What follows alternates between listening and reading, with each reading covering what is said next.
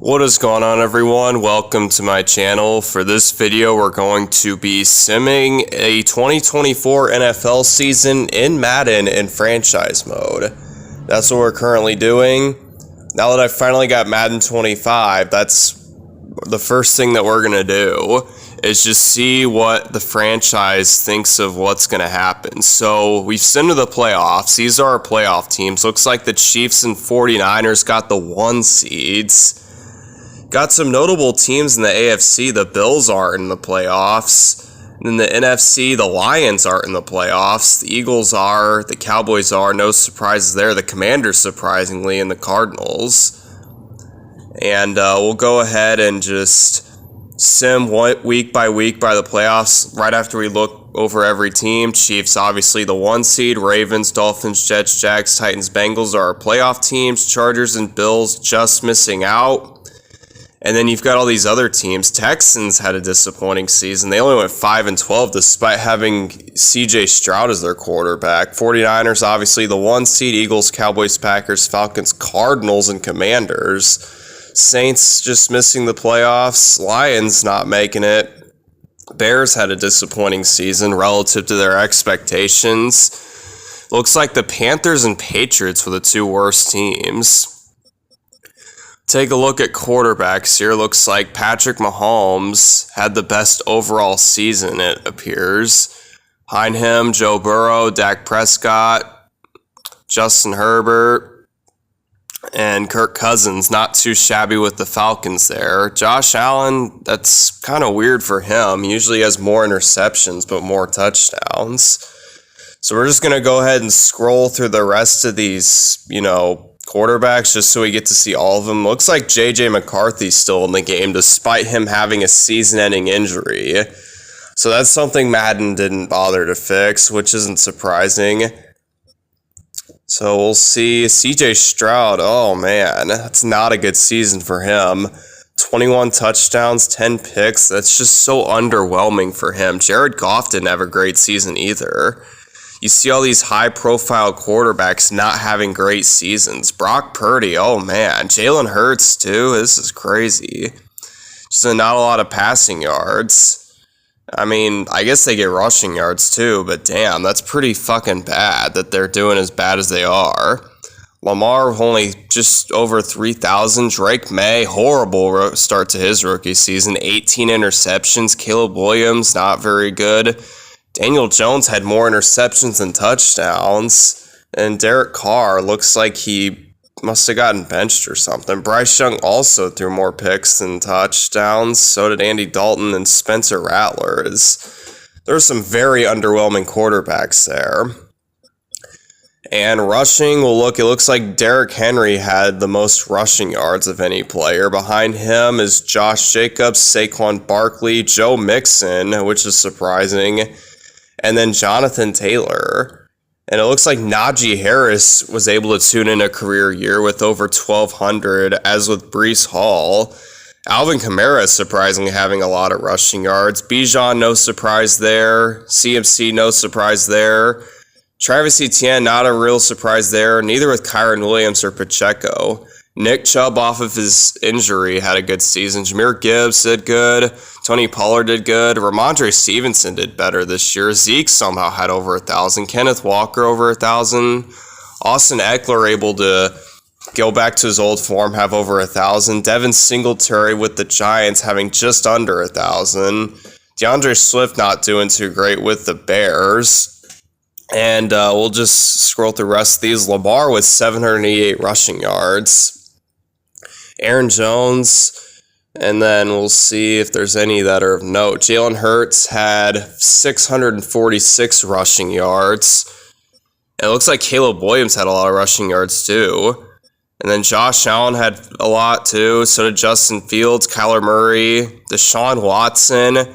Raheem Mostert had a very underwhelming season. And then we'll see Drake May had a lot of rushing yards. And then it looks like the rest of these are just quarterbacks. So we'll just scroll through the rest of them, but not going to note them too much, as they're not super important.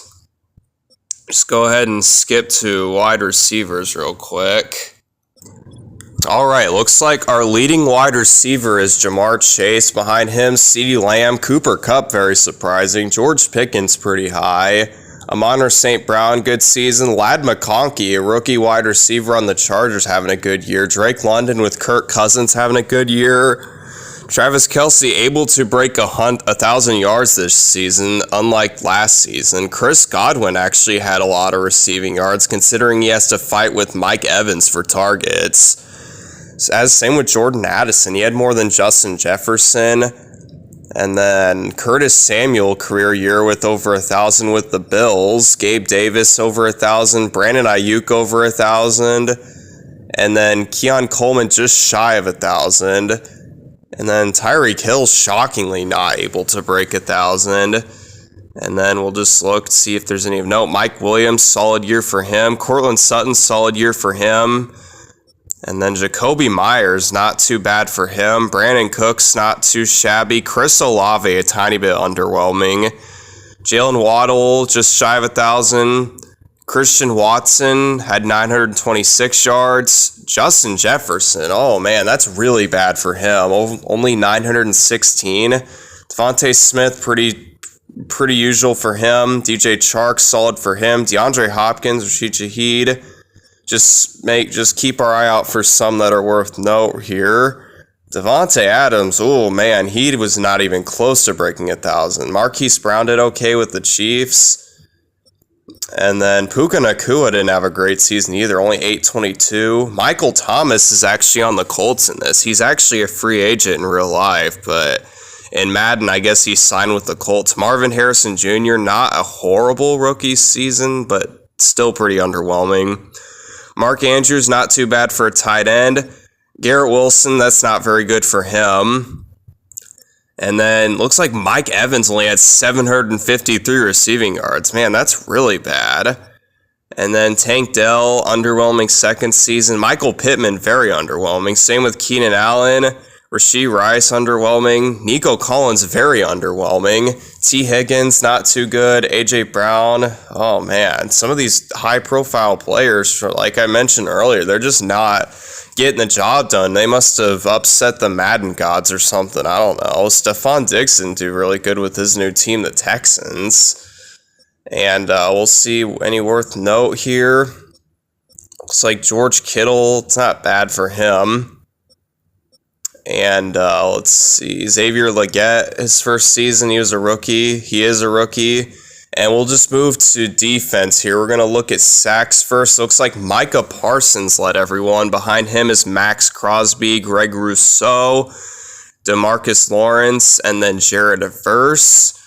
As it looks like Greg Rousseau had a career year. Jared Verse's first season trying to fill the Aaron Donald void that the Rams are left with since his retirement. Did a good job of that. Hassan Reddick might not even play for the Jets, so we'll see what happens with all that. And Von Miller having a bounce-back year with the Bills after an underwhelming year last year. Brandon Graham, solid year. Quinnen Williams, good year for him. And then Matthew Judon looks like he's still on the Patriots. Looks like Madden 25 didn't bother to put him on the Falcons, because now he's an Atlanta Falcon now, for those of you who don't know, for the confusion there. Kayvon Thibodeau, not bad. And Chris Jones, man, only 6.5 sacks for him. I guess they do double team him a lot. Jalen Carter, oh, that's not good for him. 5.5 sacks. And then Bradley Chubb, 4.5. And then Jonathan Allen, that's pretty underwhelming for him. And, I mean, we're just going to scroll through the rest of these since we're all the way down this list. But there's not a whole lot of note here. Budda Baker had a couple of sacks. He's not a, linebacker or defensive tackle or anything, obviously. But still nice that he's able to contribute on that portion of the field. And we'll see if there's anything that might be worth note here. Doesn't look like it. We're just going to go ahead and wait till we're down to the zeros and then go to the interception totals, because those, in my opinion, are the two ones that I like to highlight, the sack totals and the interception totals. As, yeah, looks like that's it. we're just going to go ahead and shift our focus to interceptions. Looks like Marshawn Lattimore led the league with 8 picks. Behind him, Fred Warner was 7. Devin Witherspoon, Derek Stingley, and what the fuck is that guy's name? I don't even know how to say it. But yeah, those 5 guys, I don't think anyone's heard of that one guy who's at 5, but those are the 5 leaders in picks. We're just going to scroll here, look at all of them. And it looks like Kyle Hamilton had 3, Levante David 3, Shaq Thompson, of all people, had 3. Tre'Davious White had 3. Kareem Jackson is on the Giants in this. He has 3. Looks like nothing too crazy here, because with interception totals, it's kind of like sack totals, where if they don't have a lot of picks or a lot of sacks and they're really good, it's because, they're just being either double teamed or not being thrown the ball. So it's not super surprising. Stephon Gilmore's on the Vikings now. It said he was on the Texans in this. And Xavier Howard looks like he's on the Ravens. I don't even know if he's still playing. I don't even know what team he's on if he is playing. And we'll see Sauce Gardner with 2 picks. Trayvon Diggs, that's a little surprising just because of the way he plays the game. He had like 15 interceptions one year. He only had 2 this year. Demario Davis with 2. And I think that's about all the notes I can make about that. And see if there's any players that stand out. Bobby Wagner on the Commanders with 1 pick. Caden Stearns is actually not on the Broncos anymore, so he shouldn't be on the Broncos in this. And we'll see if there's anyone else. Looks like Jesse Bates III only had 1 pick, as defenses didn't want to test him after the career year he had last year. And Patrick Surtain only had 1 pick. Again, they don't want to throw the ball in his direction. And we'll see if there's anyone else of note. And it doesn't look like it. Looks like Geno Stone, his new team with the Bengals, had 1 pick. And that's going to do it. We're just going to go ahead and go to our playoffs, as we still need to sim our playoffs and get our Super Bowl matchup. As we'll sim wildcard weekend, and we will view the playoff bracket real quick. And it looks like the Ravens, Titans, Jags, Eagles, Packers, and Cowboys all came up with victories, which sets up the Elite 8. And we'll see what happens in the next round, as it'll be Chiefs, Titans, Ravens, Jags, 49ers, Cowboys, and Eagles, Packers. So we'll see how Madden projects this to play out. Alright, looks like we're just going to hit the sim button, sim divisional playoff week. Looks like in the bottom of our screen, Packers beat the Eagles. They did. Chiefs, Ravens, Cowboys, and obviously Packers advanced to the championship rounds. As we've got Chiefs, Ravens, which is a rematch of the 2023 AFC Championship. And then you've got the Cowboys and Packers in the NFC Championship. So it looks like the 49ers choked in the divisional round, which is ironic considering who they were playing against. So we'll go ahead and sim the championship rounds and see who we've got in our upcoming Super Bowl.